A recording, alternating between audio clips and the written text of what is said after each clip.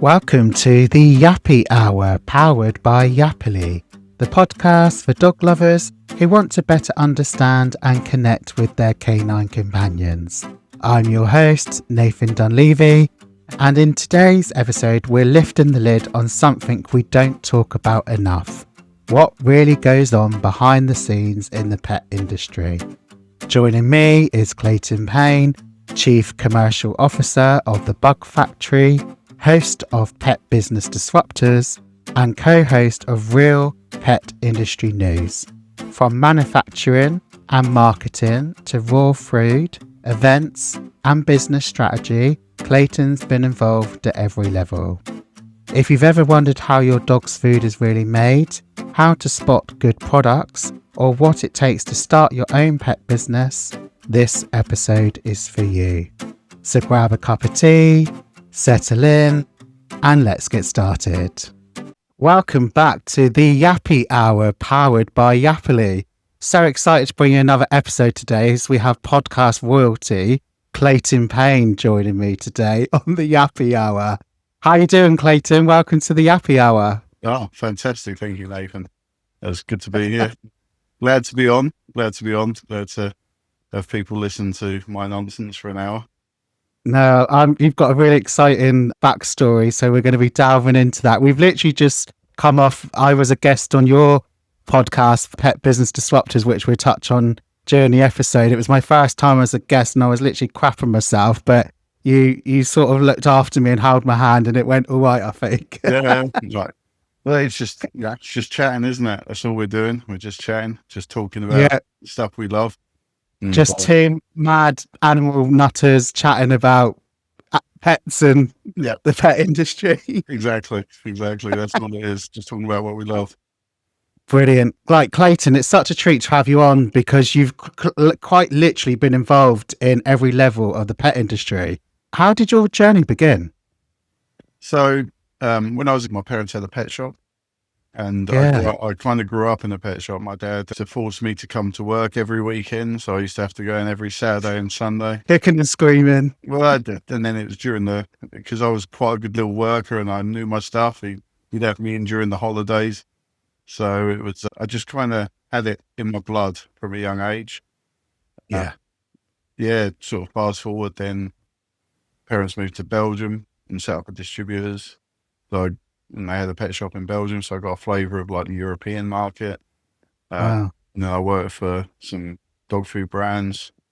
And then back when I was only about 20 at the time, me and a friend of mine, we sort of set up a wholesalers. He had his dad's bird food run and we did a couple of shops and we kind of just built on that. And we built like a wholesalers, which we did for 22 years and exited that after some issues, and not to do with the business. Like, the business was great and I loved people, and it was just, my other half had a bad accident and I just wanted to keep up the pace.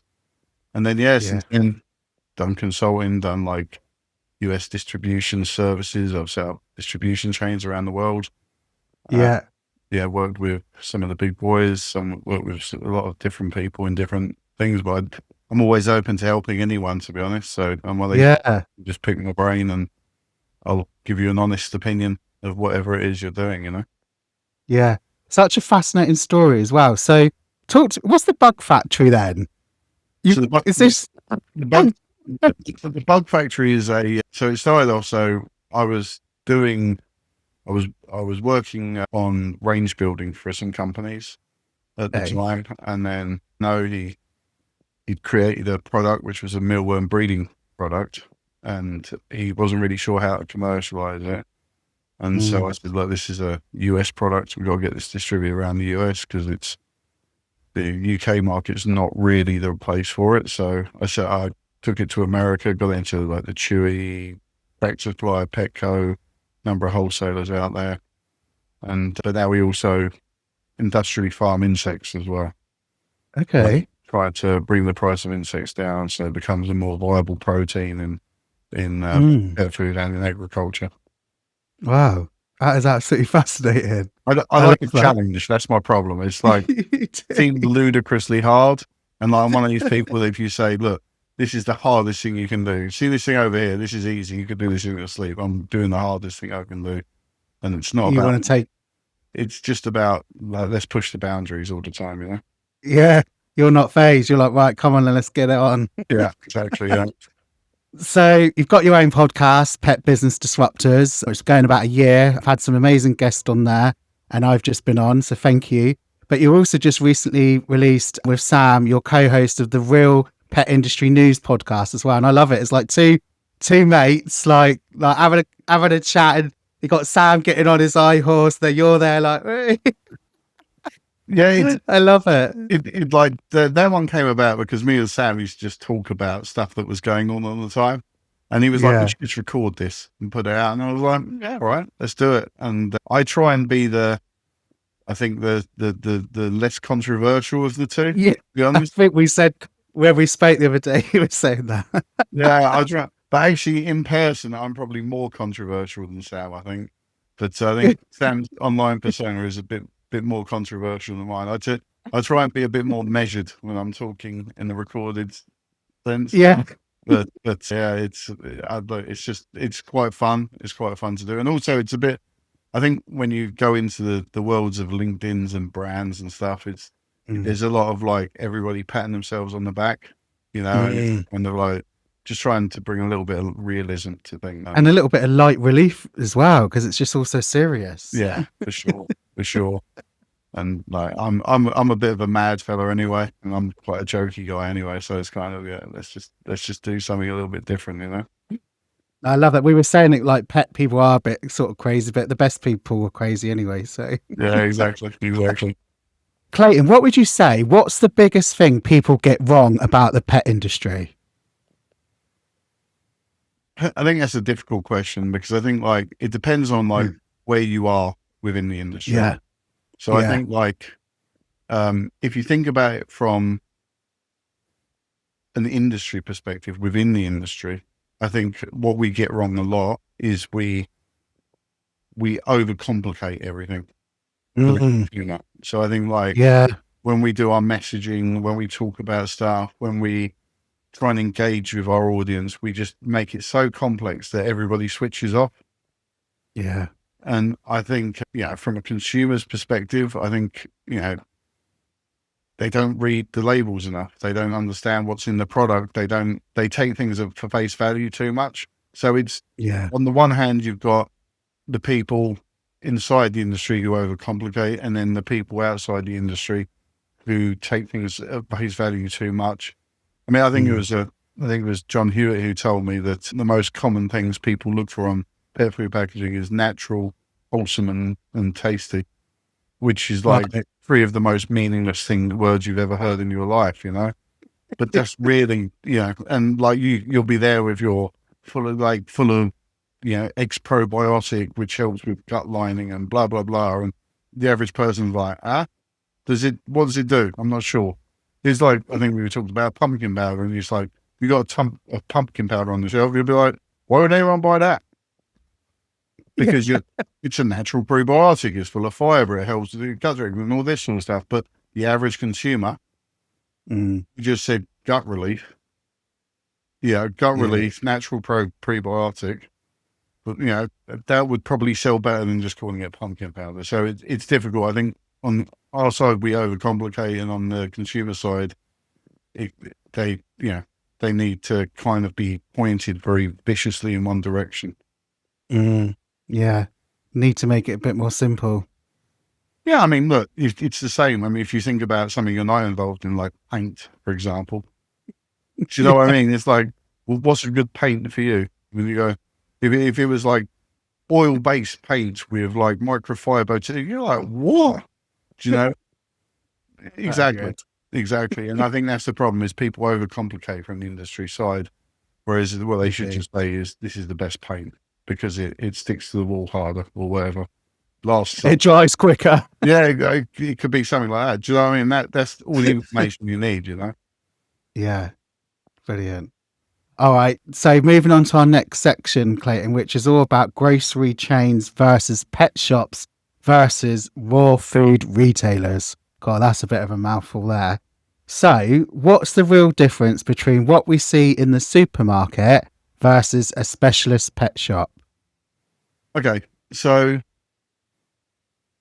what I'd like to call it is if we take all three, so you've got grocery, you've got standard independent, a standard pet store, and that can be Yeah. a standard independent or it could be a big box like a Jolly's or a Pets at Home. And then you've got the raw food companies. I like to call them low, medium, and high information scenarios. So grocery customers are generally low information buyers. They Mm, spend very little time looking at what they're buying. They're mm, generally just driven by convenience. yeah. Very simple messaging is highly effective with them. Then if you go into, let's say, your standard pet store, it would be the medium. So again, relatively simple messaging, but are more open to alternative products or a little bit more. Well, I don't want to, give them bakers, for example. I'd like to give them something a little bit better, so a different kind of kibble, a more Yeah. exclusive kind of kibble or something just a little bit higher and, a natural dog treat rather than like a pack of rodeos. So, Yeah. they're in that medium category where they know something is not right with what's in grocery, but they're not Mm, quite 100% sure. And then you've got the mm, raw feed end of the market, which is the high information. People who are looking up supplements, they're building a dinner. They're like, they're going, well, I don't want anything. I don't want that type of dried chicken from Pet Munchies because it's got glycerin in it. I only buy yeah. stuff which is 100% dried meat. So it's people who are spending a little bit more time really analyzing everything they do and Mm, are at the most knowledgeable. And with all of those different chains, you've got different people who are buying from those. And it's not that any of them don't want the best for their pet. It's just the amount of the messaging they're getting is different, and that their mm, knowledge base isn't the same. So an average person who's buying a bag of, let's say, scrumbles in the supermarket, they could probably be convinced to buy raw food, mm, but they're just not being given the information because they're already buying a premium product in a supermarket environment. Now, somebody who's buying WAG, for example, they might be in an economically different position, but if they were in a pet store, they might be able to buy something like bone broth or something like pumpkin powder or something like kelp, just to add it, mm. just to make their food a little bit better. So it's about gradually converting people up the chain if you can. And that's kind of what we should be looking to do in the pet industry all the time, is just converting people's knowledge base so that they're a bit more discerning. Now, one thing I would say is grocery does a lot better job now than they did 30 years ago. Okay. There's more natural treats in there. There's more supplements in there. They sort of cherry pick the fastest selling lines out of the industry, Okay. but it's still their messaging is about quick and snappy.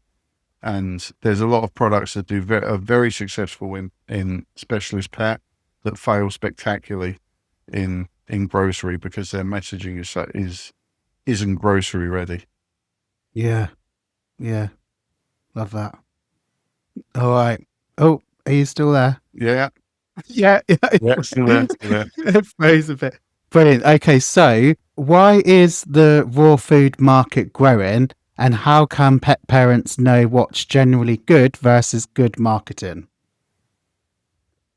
Okay, so the raw food market's growing because I think a lot of that is to do with, well, there's two sides to it. Number one was there was brands like Nature's Menu who created things like the nuggets, which made Yeah. raw food Yeah. accessible because Yeah. raw food had become so inaccessible because it was all minces and people didn't really know what was complete. And it was like, oh, these are all complementary diets. And then you got to add stuff to it. And people were like, I don't know what the hell's going on. Confusing. Yeah. Nature's Menu kind of opened that door with the nuggets and made raw feeding accessible to the masses. And as Yeah. a result, it's kind of built and built. And I think what you've seen is that with the rise of social media, there's a lot more messaging out there. So people, if you want to look up these things, if you want to gain access to it, if you went back 30 years ago, your access to knowledge was in your local pet store, or you bought a book, Yeah. or you went to a Yeah. dog show. It was very hard to actually come by. Whereas nowadays, everyone can be a stay-at-home dog nutritionist, to some degree. You just watch, you watch Conor Brady talk, you listen to, you know, a number of different people out there talking about stuff, and you will get an idea for nutrition. How can people understand how to buy better dog food? And I think it's looking at what's in the food.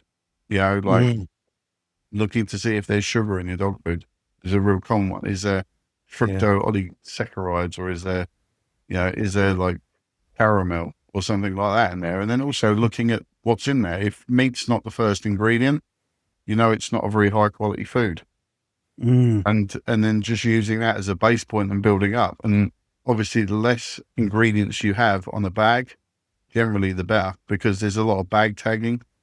And so, and I think people are getting this more and more, where they're looking at dog food and saying, I can cater this to my own dog. And I think that's been driven by raw food. Supplements 5 or 6 years ago weren't that big. No, they weren't. No, but I read this report on it about 5 years ago about how it was going to become massive. Okay. And it was all driven by raw feeding, because the raw feeding people, they have their 80-10-10 meats, and then they go, well, I also need to add a bit of this to it. And then my dog's got a bit of a dodgy stomach, so I'm going to put some prebiotics on there, like a pumpkin powder, or, my dog's got acid reflux, I'll get some slippery elm, or I'd get some kelp for his teeth, or whatever the combination was you wanted to use, or something like mushrooms, like something like turkey tail mushrooms, where your dog's not feeling well, or like it's had an operation or something like that, or had bone broth. And all these different things have all built up, but it's all sort of like filtered into the normal dog food market. So now you have people who are using kibbles because they're not in a position, for whatever the reason is, to feed the raw food, and they're using other things. They're using a kelp powder, their dog's teeth, alongside their kibble or cold press, and they're putting some bone broth on to help them with their joints, And so there's been like a beautiful seeping through of the high information market into the medium information market, which has been fantastic. Yeah, that's good. People are getting a bit more sort of educated around it now, and like doing their research. Yeah, and I put that down to a combination of social media, better educated stores, yourself. Trained staff. Yeah, exactly. And this is all stuff that matters. And I think where we were sort of 20 years ago in the industry, I feel like the education was poor. And I think we're in a completely different era now, where it's easy to put information across. It's easy for me to do a training video, and then that to go out to 100 or 500 or 1,000 people, and for everybody to take that information in and then pass it on to the consumer. Yeah, brilliant. All right, thank you, mate. So, are there any myths you'd love to bust when it comes to the quality of pet food across these outlets? I feel like everybody's busting them. There's certain things that annoy me, right? So one of the myths that I want to see busted is that you can't feed raw with kibble. That's one I want to be busted, because there's been studies on it. There was a Finnish study that said just even a 20% inclusion of raw in with a dog's kibble is highly beneficial for the gut biome. I'd like to see that busted. I'd also like to see the other one busted, that you pick a dog food and that's what you feed. I believe variety is really important for dogs. Yes. Variety of proteins, varieties of vegetables. And you wouldn't eat steak and kidney pie for dinner every night, would you? You know what I mean? Definitely get you boring. wouldn't, because you'd get ill, because it wouldn't have so even if something in essence is a complete dinner, you don't want to eat that thing every night. And so if you're feeding Canadian chicken, feed Canadian lamb next time, feed Canadian, turkey the week after. Don't just keep feeding the same thing over and over again. And I think that was a really common thing, but I think people are starting to get that, but it's kind of, that needs to be out there more as well. And I think when it comes to myths on dog foods, I think people are more and more in touch with the fact that the sort of legacy brands like the Royal Canins and people like that, the quality versus price ratio isn't what it should be. And so I feel like that's getting more and more known, and that veterinary foods, a lot of them are terrible, and that there's other options out there for a lot of it. No. But just because your vet recommends something, they're not a nutritionist. I'd like to see Yeah. people actually understand that. Yeah. I mean, look, there's lots of vets that are nutritionists, but there's a lot that ain't. And like, Yeah. it's also, you wouldn't, like, like Hollywood stars don't go to their local GP about their nutrition program. Do you know what I mean? Yeah. And you should feel the same about your vet. They're generalists. Most of their time is spent doing surgeries, things like that. Then it's low down on their agenda, the nutrition side. It's the same for behavior as well, though. Like they're not trained much on behavior. Yeah. No. And look, like you can't be trained on everything. And this isn't me No. taking a dig at vets because I love vets on the whole. Yeah. But it's Yeah. also about understanding their limitations and that Yeah.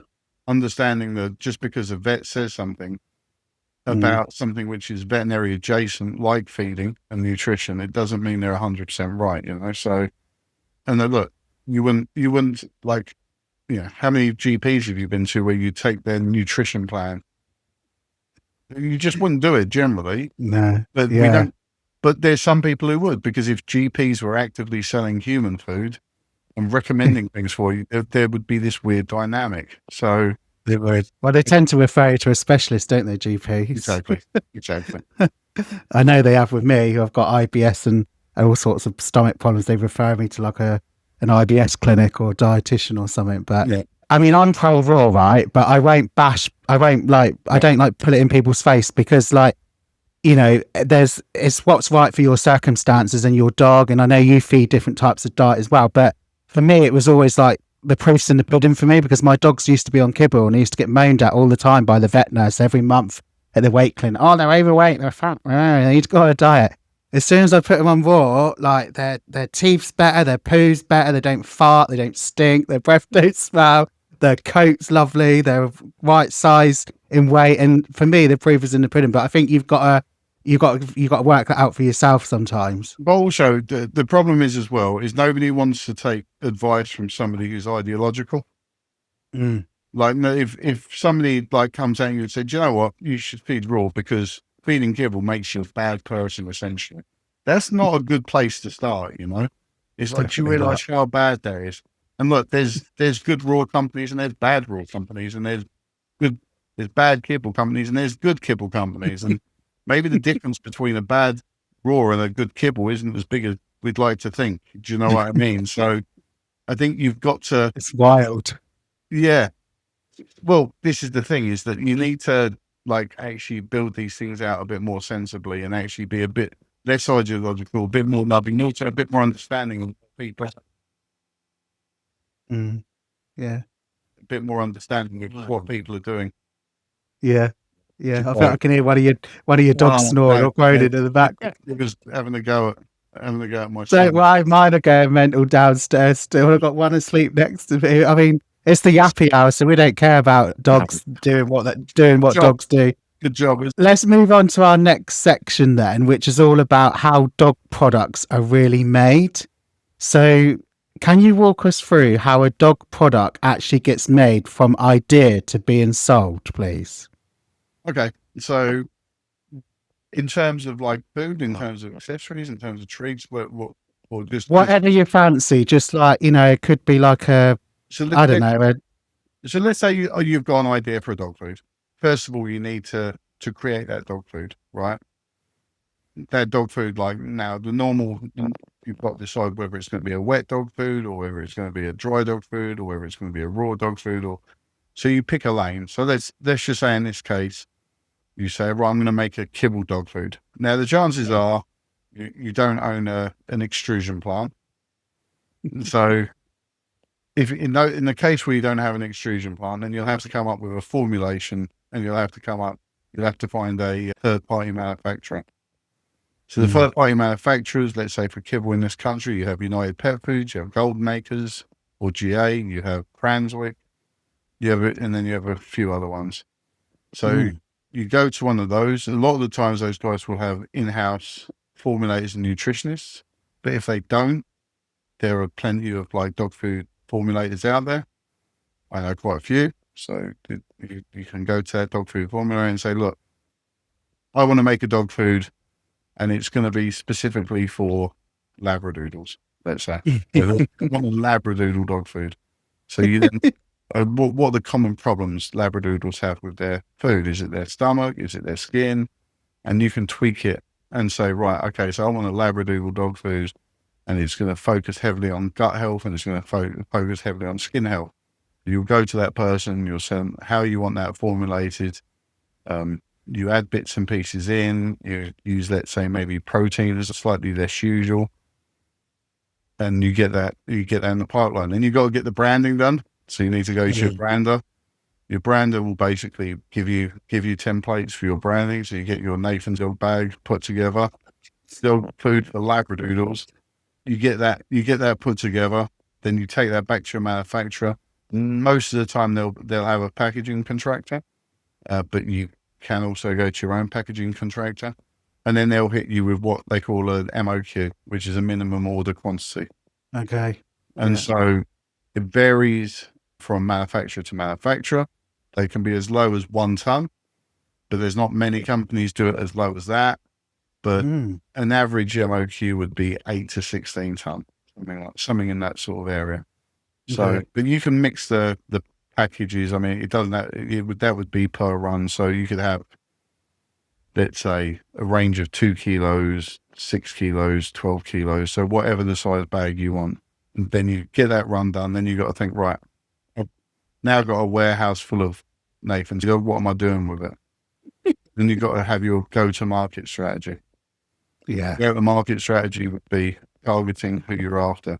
So if you're into it's a Labradoodle food, you might say, well, I'm going to tap up the rescue centers. I'm going to tap up the online Facebook clubs. I'm going to try and get it into wholesale, and so get it into retail. You got to work out your margins. So if you pay £1 for it, I always say rule of thumb for anything you manufacture, if you pay £1 for it, you got to sell it for 4. Yeah, you said that earlier. If you can't get that margin, you're going to struggle to get scale behind it, because if I pay £20 for a bag of stuff and I need to sell it for 80, because if you send it out to retail and wholesale, you need to realize that the retailers will want around a 40% margin on average. The wholesalers won't want too much different. They're probably want in the 30s. And then you've also got to make money yourself.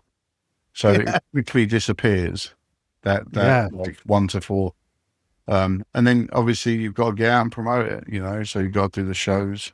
But, you've got to do lots of things. I mean, I always say to people, before you actually commit to your MOQ, see if you can get some mock-ups.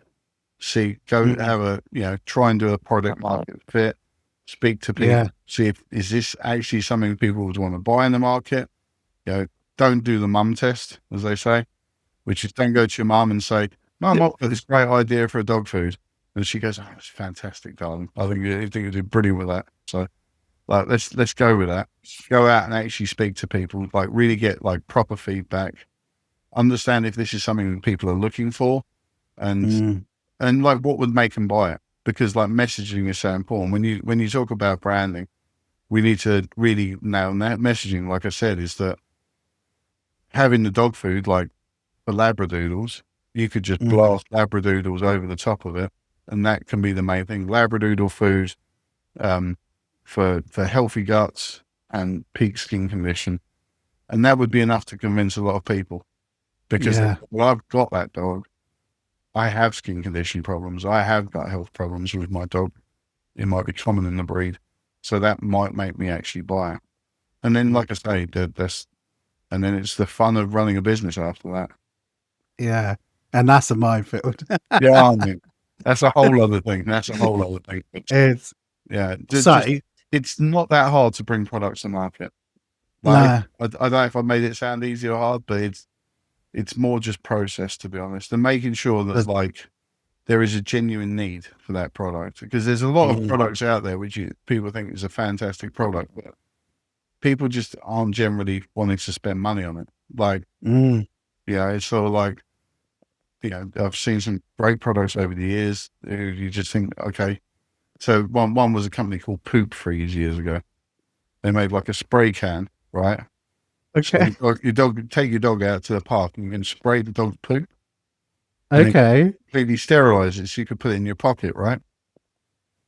And like, okay, that might be the case. I don't really want to put a frozen dog turd in my pocket, to be honest. And then if you're not putting a frozen dog, then why wouldn't you just use a poo bag, right? That's what I mean. It's a great idea in essence, Yeah. but the reality of people using it in practicality is low because I Yeah. don't care if that dog turd's frozen or not. I do not want that in my pocket. I do not want a frozen turd in my pocket. I don't want my go walk around carrying it in my hand, and then am I walking around with an aerosol can on me? And I could just have like a couple of little like bags in my pocket. So what you're doing, People be looking at you as well, and that bloke's just picked up a dog shit and put it in yeah, his pocket. yeah. Well, he sprayed it first. It's all right. Yeah, He but kills all the pathogens. But and like, don't get me wrong, like I kind of get it, but it's sort of like the market they were aiming at was not a sensible market. The idea of people walking around, because not only are you carrying around something much bigger than a dog poo bag, but you're also going to do something with it that you really just don't want to do with it. So it sounds like a good idea until you practicalize things out, you know, and there's a lot of things that people practicalize things out. And so the example would be in the supplement market where you look at something like a multivitamin and you say, well, I'm going to bring out a fantastic multivitamin for dogs. And you go, fantastic. It's not going to sell. Low, it's fantastic. It gives them health, vitality, wonderful. Not how people buy. People buy reactively, not proactively. 90 odd % of sales are reactive buys, not yeah. proactive. So I don't take multivitamins, but I'll take a paracetamol if I've got a headache. Do you know what I mean? And I think that's what you got to remember about your market is that you can have the best multivitamin ever, but what does that say to you? It says to you nothing. It says it does everything. And everyone who, like, if I said to you, I do everything, what does that mean to you? It means you do nothing. You need to have specialization, and retail is even more hyper focused. The like, if you have a supplement, really point out what it does. If it's a dental product, tell you it's a dental product. If it's a gut health product, tell you it's a gut health problem. I mean, that's why a lot of these joint aid companies do so well, is because it's a common problem, and you're telling them straight off the bat, joint aid. It's for joint. You move. It's for joints.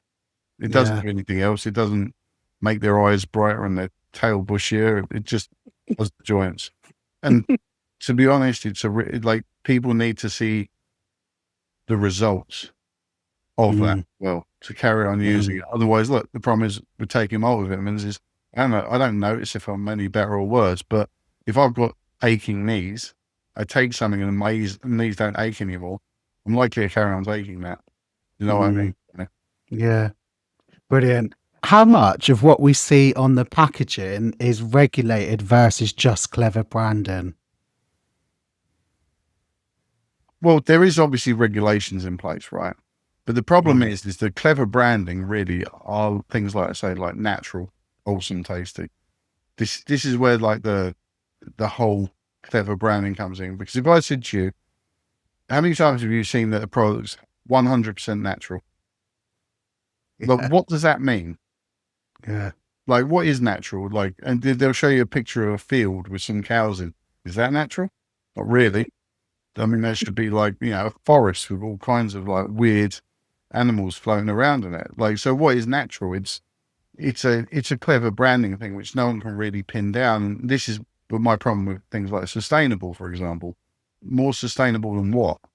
Than like chopping up whale puppies? Or do you know what I mean? Or seal puppies? Or is it, more sustainable than dumping oil in the sea? Or is it just a little bit more sustainable than something else? And because there's no like margin to it, there's no like green, yellow, red system to it. We're just kind of making things up all the time. And so it's kind of clever, and it's great for low information customers. Low information customers love 100% natural, wholesome, tasty, all these sort of words, because they're not looking at the back of the packs. And like these things are regulated, and like if you pick up a bag of, you know, pedigree complete dog food and look at the back of the pack, you'll be kind of impressed at how bad it is, to be honest. But the problem is that your average consumer, it's about, moist meaty chunks. So that sounds nice. Sounds like you like a moist meaty chunk, I hate that word, moist. Yeah, but this is the problem, is that like the regulations stick, but it's like anything. You need to know what you're reading, and the average consumer doesn't know what they're reading. So it's down to us as professionals to guide people in the right way, to say, pick up a bag of dog food, look at the back of it. If meat isn't the first ingredient, don't buy it, because it's a bag of rubbish. There's stuff you can buy in the same price range generally, which is better quality. And I'm not after anyone telling people you have to buy the best of the best of the best, but I know. there's usually better options out there for the same money if you just do a tiny bit of research. Yeah, definitely.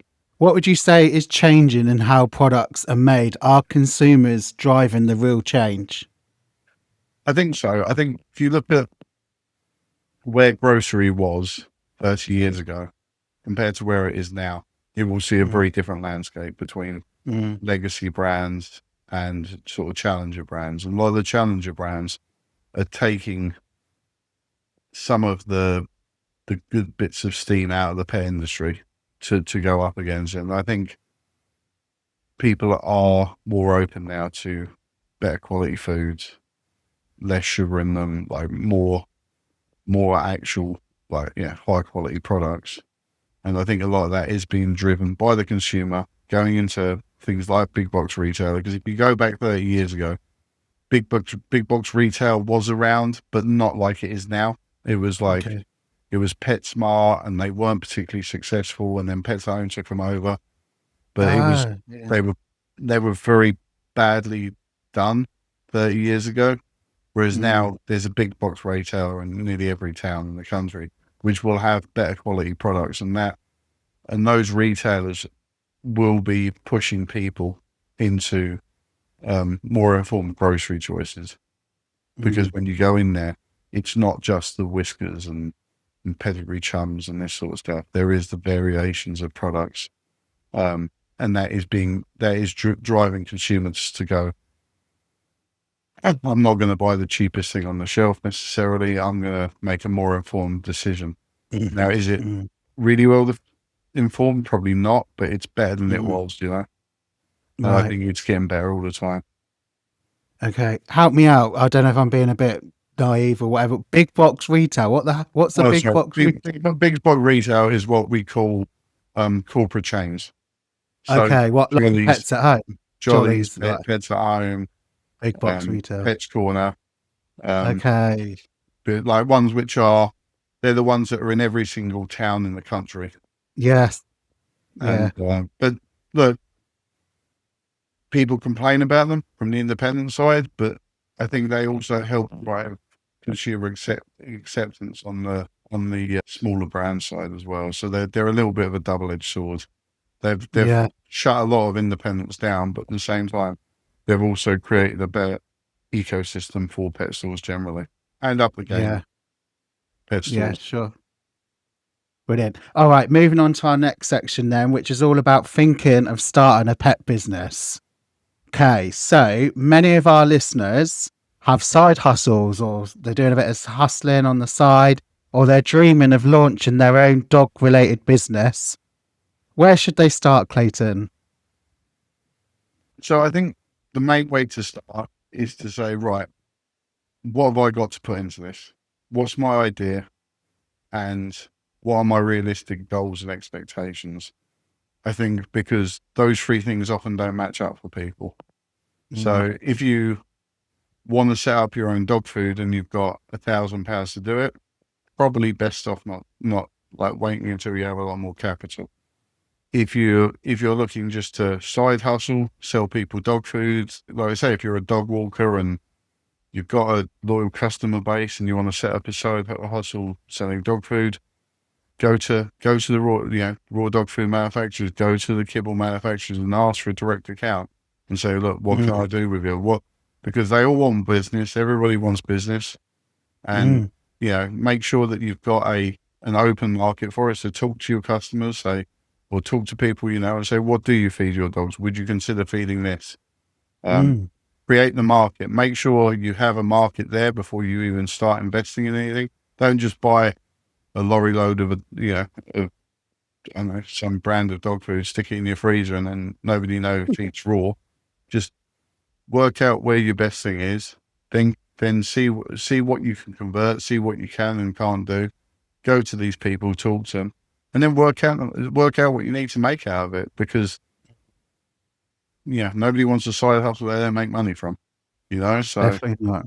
make sure that like your margins make sense. Yeah. And the amount of work it's going to take you isn't going to kill you, because we can often get dragged into doing things which are very time expensive and don't have a lot of value to them. So work out, price your time. I always say to people, whenever you create a business, always price your time in. The amount of people I've seen, I get big bags of dog food and I pack them into little bags and I sell them to the corner shop, to the small retailers. And you're like, okay, so what do you price your own time at? I don't price my time. So if you went to work for someone else, like, could you not price your time for that? Well, of course. But it's like that, price your time into the mix. If it takes you 5-10 hours a week, the minimum you want to be earning is whatever you're earning at the moment, doing your normal thing. So price that in. Understand what you don't want to be is a busy fool, So really price everything up. But there's so many options, because look, there's a lot of brands out there. They want more and more traction. They want more and more people to see their stuff.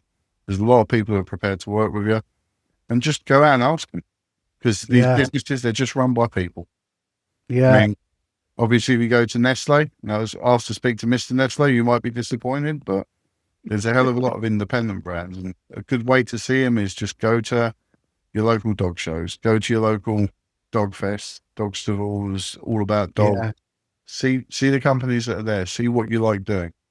And if it's a service, price your services up. See if there's a demand for it. Speak to people. Say, look, one of the best thing I was told on pricing services is to create a waiting list. So saying, look, put a sign up somewhere in your village hall saying, dog training classes starting in September.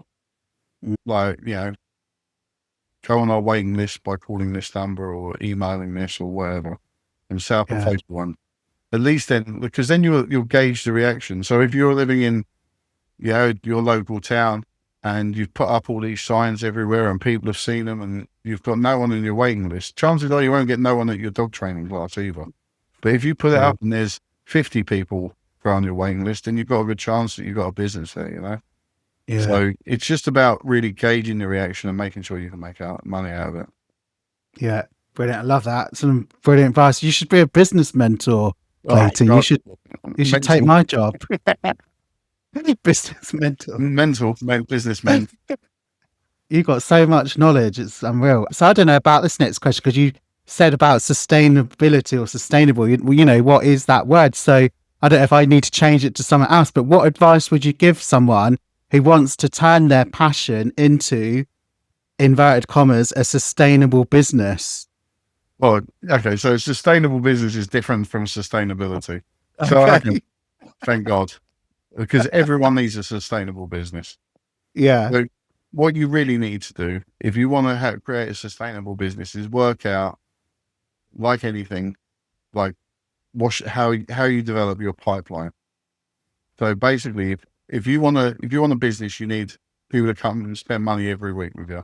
Now, how does that happen? Does that happen through acquiring customers gradually over time and then coming back to you on a week-to-week basis? Or do you have to keep paying for marketing and pricing that into the cost of your product? So the easiest way I always say is if you're looking to create a sustainable business, the easiest thing is always to have something which builds gradually. And that could be a food business, that could be like a dog walking business, something people, when they decide to do it, they need to do it every week. Yeah.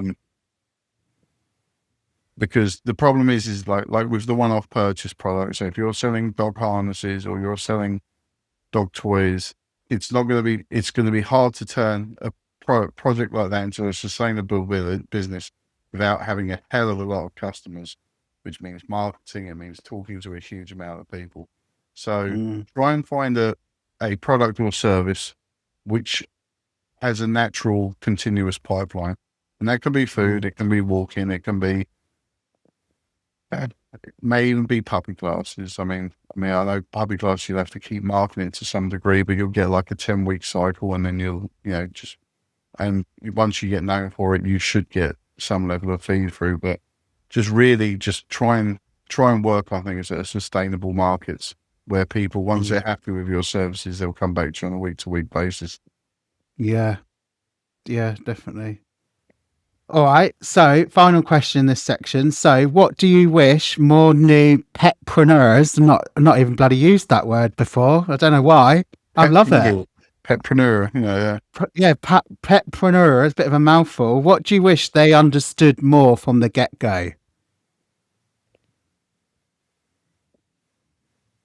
I think it's understanding that taking money out of people's pockets isn't easy.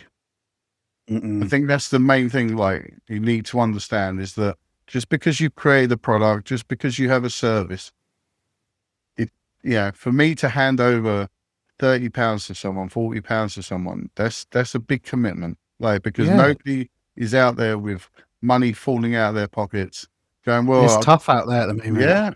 And like, you have to give somebody a very strong reason to spend money with you. And you have to really solve a problem. So it's work on your problem solution first. Like, if one thing you can do as a pet entrepreneur, it's say, well, the product I'm creating solves an actual problem in the market, and it addresses something that makes sense as well, and like, it's not like poop freeze where you're going to freeze a turd and pop it in your pocket. It's going to be something which is a genuine issue for people.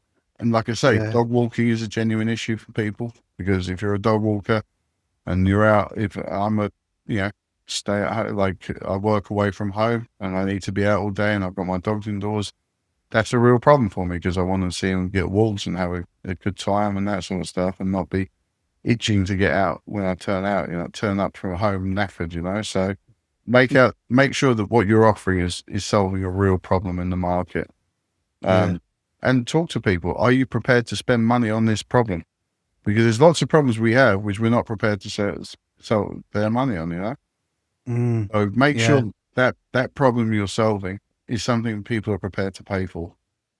Yeah, brilliant. Love that. Right, moving on to our last section then before we start wrapping this up. So, Clayton, the future of the pet industry, what's coming next? What trends are you seeing in the pet space that dog guardians should pay attention to? Okay, so I think there's more and more drive towards high information products. I mean, we see the raw food market increasing by 20% a year. I think it's around 10% of the entire dog food market in the UK at the moment, whereas it was less than 0.5% 15 years ago. So we're seeing a more knowledge-heavy industry. So with that will come more knowledge-heavy products. So certain things I think will be trending in the future is things like mushroom-based products. I think they're still massively undertapped, and a lot of the holistic stuff. I think the holistic stuff will bleed into the normal industry more and more as we go on. And I think I don't see us going backwards, even though internally within the industry has shrunken in value slightly in the last year because of the cost of living. But I think it's possible to do things smart. We don't need to buy a bag of Origin.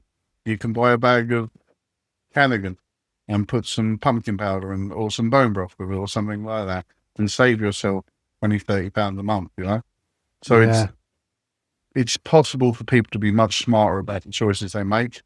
And I think that will continue. I think the knowledge increase is just there. It's going to be there for the future. Just as we've got social media, we've got TikToks, we've got podcasts, we've got people talking about stuff openly, honestly. and with nuance, and people are engaging with it more and more, you know? Yeah. Brilliant. I love that. So how can consumers make smarter, more ethical choices in a crowded market? I think just doing very basic research, you know? Mm, Like, look, we've got AI nowadays. yeah. If you've got no time on your hands at all, open up ChatGPT and say, look, ChatGPT, I've got a 4-year-old German Shepherd dog. He's got a dodgy stomach. I currently feed this dog food. What would you recommend that Mm, I can do, which is within my price budget, to give my dog a better life? mm, GPT is not perfect, but it's still better than asking nobody. You know, I yeah. mean, we can go and call it. You can listen to podcasts. We can look at blogs. We can go on TikTok. We can see lots of people talking, and we can go into stores and talk to the people who work in stores and ask their opinion. Mm, There's so many things we can do, but doing something is important. And yeah. I think we're not in the 1980s anymore, where the only frame of reference people had were people in pet shops, and the amount of information they had would vary quite substantially. Mm, We live in a very knowledge heavy industry now, and I think the training is better now than ever for people working in pet stores. I think there's so much more information out there than there ever was before. Like I say, we have people like Connor Brady and Rodney Habib and Caroline Griffith, who have all got plenty of content out there which you can listen to and really learn something from. That yeah. you don't need to just say, "Well, I don't understand it." You can listen and you can understand things if you put a little bit of effort in. But there's good TikTokers out there who literally just, all about dog food people. They do a Yeah. very succinct, very clever way of doing it, where they just give you a score on the dog food, and it's a very easy way to sort of assess whether something's good, bad, or in the middle. You know, Yeah. Brilliant. So, where is the pet industry headed, and what are you personally excited about? Is it the mushrooms or something else? I, d- I mean, generally speaking, I'm excited because it's getting more and more high information, and with that becomes more opportunities for different products to leak through into the normal pet consumer, like Mm, pet industry consumer. So, like I say, something like mushrooms, I think there's a lot more information on them now. There's a lot more like open research where we can see the increase in gut biome, the benefits of things like turkey tail for things like dogs suffering with like cancer and that sort of stuff, or mm, something like lion's mane for like neural regenesis. Or like there's all these different interesting products out there which we can look at, and we can look at scientific papers, and there's so much information. Anyone nowadays can get scientific papers. I mean, look, I went to university in my teens. I went to university in my 30s, and the difference between going in my teens was you had a library full of books you had to trawl through. Nowadays, you can just go online, and the world is at your fingertips, and you can pull up 50 papers telling you everything you need to know. I mean, you still have to know how to read them, but yeah. at the same time, the information is there now, and Yeah. you can get as much information out of things as you want, to be honest. Yeah. So just really, I'm excited by just how much more information is coming into the space, and that we don't have to be hamstrung by just selling folios and smackos, you know? Brilliant. Clayton, thank you so much. We're going to just wrap up with a final question and a couple of thoughts here. It's been a jam packed episode. I've absolutely loved it. So, Clayton, if you could give every dog guardian one, if every dog guardian could know one behind the scenes truth about the pet industry, what would it be? One behind the scenes truth about the pen industry, what would it be? I think it's don't beat yourself up for anything you've been doing up until now, Mm, and you can carry on doing the same thing with like little adjustments. Even if you're feeding the worst thing, even if you're feeding the best thing, there's still something you can do just to adjust things up a little. And look, I think also the pet industry generally is one of the most friendly like places for actually, if you've wanted to phone a company up, most of the time they're good enough to give you their time and actually talk through what it is they do. And I think an average dog guardian, even if they send me a message on LinkedIn, I'd still answer them. I'd still say, yeah. And I think I don't think I'm an anomaly. I think I'm the norm to some degree in this industry. I think people are very open and are happy to connect and happy to help where they can, if it makes life of your dog better as a result. Definitely. Right, Clayton, where can people connect with you, follow your podcast, or dive a little deeper into this world? So my podcast is called Pet Business Disruptors. It's on all the major platforms, Apple Podcasts, Spotify, Castbox, etc.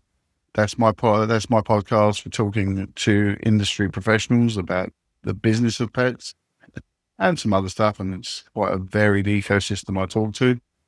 The Real Pet Industry News with me and Sam Wayless, who we talk about the industry. Or you can add me on LinkedIn. I'm not massive on social media channels other than LinkedIn, just because I can't be bothered with it. But you can generally find me on any channel you want to find me on. Just not as prominently, to be fair. All right, brilliant. Clayton Payne, thank you so much for joining me on the Yappy Hour powered by Yappily today. I've absolutely loved this conversation with you. Thank you for your time. Thanks a million, Nathan. Appreciate it, mate. Chat to you again soon. Cheers. That was such a refreshing and insightful chat with Clayton Payne. Here are a few key takeaways from today's episode. Number 1, where you buy matters. Grocery chains, pet stores, and raw food shops all operate differently. Know what to look for. Number 2, behind every dog product is a story. Understanding how it's made helps you make better, more informed choices. Number 3, the pet industry is evolving, with more ethical products, sustainability, and innovation coming into the spotlight. Number 4, if you've got a dream to start your own pet business, go for it, but go in prepared. Passion is vital, but so is strategy, niche, and knowing your audience. Clayton, thank you for being such an open book and for giving our listeners a real glimpse into the industry most of us only see from the outside. If you want to keep learning, head to Pet Business Disruptors, connect with Clayton on LinkedIn, and follow Real Pet Industry News for more insights. And of course, if you enjoyed this episode, please leave a review, subscribe, and share it with someone who loves dogs and dogs products. This has been the Yappy Hour, and I'll see you next time.